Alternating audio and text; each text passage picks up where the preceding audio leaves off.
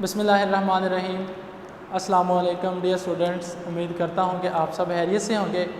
बेटे आज chapter number 25 का लास्ट लेक्चर हम पढ़ने जा रहे हैं। बहुत ही इंपॉर्टेंट लेक्चर है, लॉन्ग क्वेश्चन के तौर पर भी आ जाता है और ये आप लोगों ने नेचर को समझने के लिए बड़े ही गौर से बातें समझनी है कि किस तरह से हम जिंदा हैं, एनर्जी किस तरह से एक इकोसिस्टम के अंदर मूव करती है और किस तरह से फूड चेन मेंटेन रहती है। तो एज़ यूजुअल हमारे टॉपिक का नाम भी यही है, flow of energy through food chain in a ecosystem. अब एनर्जी फ्लो जो है बेटे गौर कीजिएगा, हमारी जो एनर्जी की बेस है जहाँ से पूरे के पूरे लिविंग ऑर्गेनिजम्स जितने भी इस दुनिया में मौजूद हैं, चाहे वो डायरेक्टली या इनडायरेक्टली एनर्जी ले रहे हैं, वो प्लांट्स से ले रहे हैं। लिविंग ऑर्गेनिजम्स की बात कर रहा हूँ। अब लिविंग ऑर्गेनिजम्स में जो प्लांट्स हैं वो जो कि प्रोड्यूसर्स हैं, वो किसकी एनर्जी यूज़ कर रहे हैं? सन की एनर्जी यूज़ कर रहे हैं, सनलाइट से, फोटोसिंथेसिस में। तो बेटे फिर मुझे ये कहते हुए बिल्कुल भी हिचकिचाहट नहीं होगी और ना ही ये कहना गलत होगा कि तमाम के तमाम लिविंग ऑर्गेनिजम्स जिसमें प्रोड्यूसर्स भी, कंज्यूमर्स भी और डिकम्पोजर्स सारे के सारे आ जाएंगे, वो चाहे डायरेक्टली चाहे इनडायरेक्टली सब के सब एनर्जी कहाँ से हासिल कर रहे हैं बेटे? वो सूरज से हासिल कर रहे हैं, सन से हासिल कर रहे हैं। तो ये सन से एनर्जी किस तरह डिकम्पोजर्स यानी कि लास्ट ट्रॉपिक लेवल तक पहुंचती है बेटे, आज ये हम डिस्कस करेंगे बड़ी डिटेल के साथ। आपने सारे पॉइंट्स को अच्छे से अंडरलाइन करके एमसीक्यूज इसको निशान लगा लेने हैं और शॉर्ट क्वेश्चंस नोट कर लेने हैं और हेडिंग्स नोट कर लेनी है। बेटे सबसे पहले क्या है कि ज़रा गौर से सुने, एनर्जी का जो फ्लो है वो स्टार्ट होता है रेडिएंट हीट से और लाइट से। सूरज से हमें दो चीज़ें मिल रही हैं बेटे, एक तो लाइट एनर्जी मिल रही है, दूसरा हीट एनर्जी मिल रही है। रेडिएंट हीट एनर्जी का मतलब है बहती हुई हीट, रेडिएट का मतलब है बहना, चलना, मूवेबल। तो बहती हुई हीट यानी सूरज से हम तक मूव करती हुई जो हीट एनर्जी है वो हमारे तक आ रही है, सन से इन्वायरमेंट पे आ रही है। ओके, दूसरी बात, ये जो ये जो एनर्जी है जो हम तक पहुंचती है, ये फिर क्या होता है, दोबारा से मूव कर जाती है इन स्पेस, यानी कि प्लांट्स के पास, प्लांट्स से कंज्यूमर्स के पास, कंज्यूमर से डिकम्पोजर्स के पास, और अल्टीमेटली ये बॉडी से हीट की फॉर्म में लॉस होकर दोबारा से ही एटमॉस्फेयर के अंदर या आउटर स्पेस के अंदर चली जाती है। उसके बाद यहाँ पर इसी पहले पैराग्राफ के अंदर, इसी टॉपिक के पहले पैराग्राफ की तकरीबन सेकंड या थर्ड लाइन है, उसमें नोट करें प्राइमरी प्रोडक्शन लिखा होगा। प्राइमरी प्रोडक्शन क्या है कि वो टोटल अमाउंट ऑफ एनर्जी जो कि प्लांट्स ने फोटोसिंथेसिस के प्रोसेस के ज़रिए बेटे सूरज से फिक्स की है, उसको क्या कहते हैं? प्राइमरी प्रोडक्शन या प्राइमरी प्रोडक्शन ऑफ एनर्जी। उसके बाद प्यारे बच्चों एक और बात आ जाती है, प्लांट बायोमास। और प्लांट बायोमास के साथ एक और चीज़ भी साथ नोट कर लें, जिसको कहते हैं नेट एनर्जी या नेट प्राइमरी एनर्जी। अब ये नेट एनर्जी क्या है? देखें, प्लांट्स ने जितनी भी एनर्जी फोटोसिंथेसिस की फॉर्म में बेटे यूज़ की है, फोटोसिंथेसिस की फॉर्म में स्टोर करने के बाद कुछ एनर्जी उसमें से उन्होंने अपनी रेस्पिरेशन करके एटीपी बनाने में यूज़ कर ली है। अब उस एनर्जी के बाद जो एनर्जी बची है, जो उन्होंने नेक्स्ट ट्रैफिक लेवल को बेटे आगे फॉरवर्ड करनी है या प्रोवाइड करनी है, उसको क्या कहते हैं?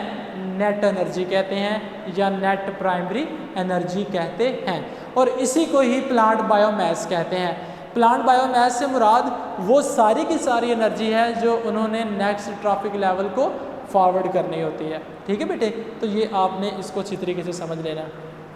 उसके बाद हम देखेंगे कि एनर्जी फ्लो कैसे होता है। बेटे बड़ा गौर से समझिएगा, सिर्फ अब सूरज जो सन है, सन वो अगर 100% एनर्जी प्रोड्यूस कर रहा है तो उस 100% एनर्जी की सिर्फ और सिर्फ 1% एनर्जी जो है वो किस तक आ रही है प्यारे बच्चों?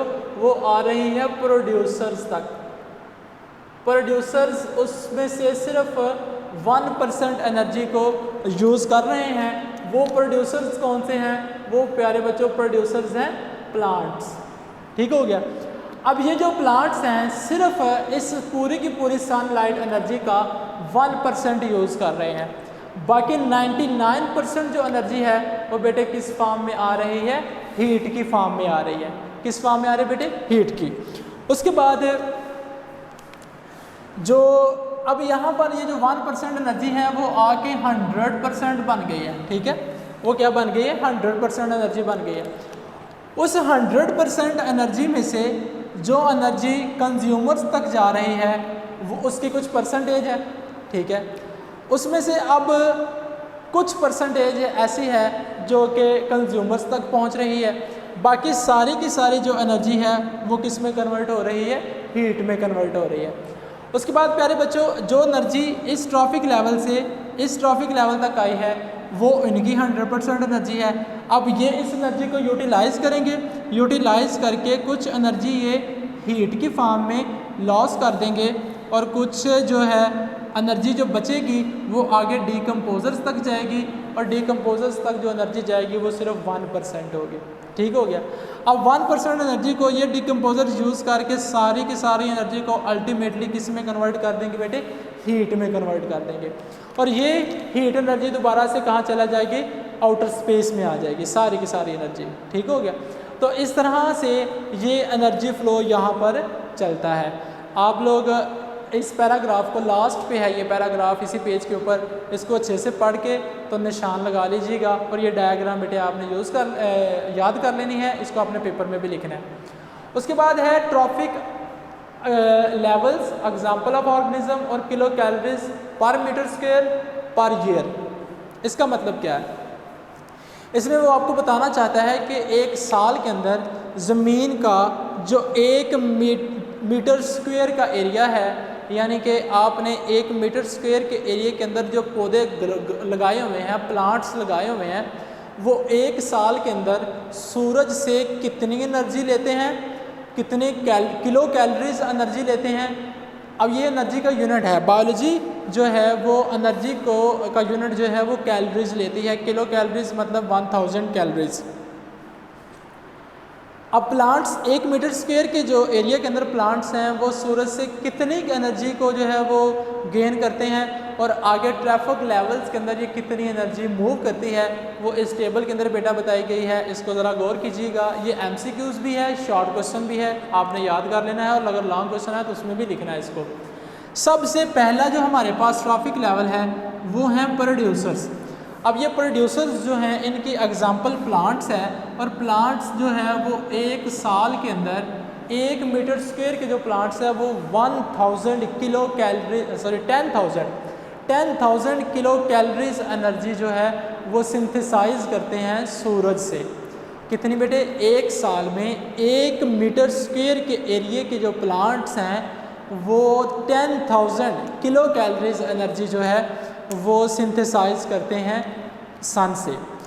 अब अपनी तमाम रेस्पिरेटरी एक्टिविटीज़ करने के बाद जो प्राइमरी कंज्यूमर्स तक एनर्जी जाती है वो सिर्फ 1000 किलो कैलोरीज एनर्जी जो है वो नेक्स्ट प्राइमरी ट्रॉफिक लेवल तक जाती है।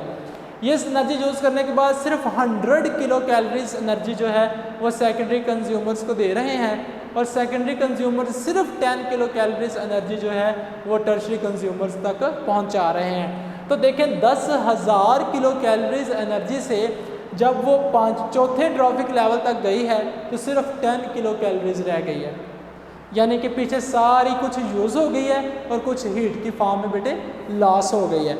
अब इसी से ही वो कंक्लूजन निकाल रहा है और वो बता रहा है कि कम्युनिटी की स्टेबिलिटी किस में है।